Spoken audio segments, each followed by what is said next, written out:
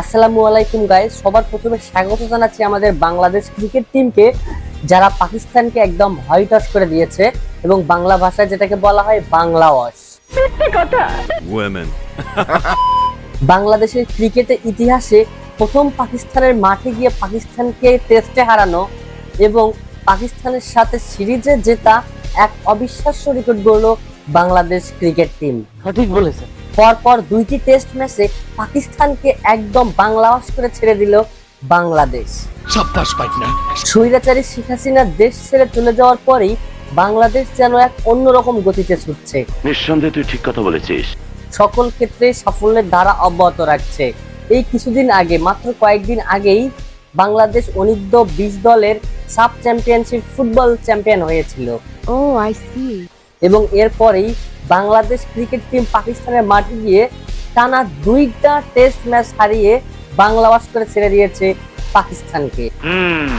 এ সবকিছু ঘটতেছে বাংলাদেশের এক স্বৈরাচারী শেখ হাসিনা চলে যাওয়ার পরে। সঠিক বলেছেন, আপনার বুদ্ধি ভালো। তিনি চলে যাওয়ার পর বাংলাদেশের প্রতিটি মানুষ যেন অন্যরকম গতিতে ছুটছে। সবার মুখে হাসি এবং সবার মুখে সেই স্বাধীনতা দেখা যাচ্ছে। হ্যাঁ ভাই, ঠিক আছে, 100% ঠিক আছে। এর প্রতিফলন হিসেবে বাংলাদেশের ক্রিকেট এবং ফুটবলেও অসাধারণ কৃতিত্ব বজায় রাখছে বাংলাদেশের ক্রিকেট এবং ফুটবলের প্লেয়াররা। সঠিক বলেছেন। বাংলাদেশ এবং পাকিস্তানের ম্যাচে বাংলাদেশের কোনো প্লেয়ারকেই ছোট করে দেখার সুযোগ নেই, কারণ প্রত্যেকেই তারা অনেক বেশি ভালো করেছিল। স্পেশালি প্রথম ম্যাচে আমাদের মুশফিকুর রহিম একটা অসাধারণ ইনিংস খেলেছিলেন, মিথ্যা কথা।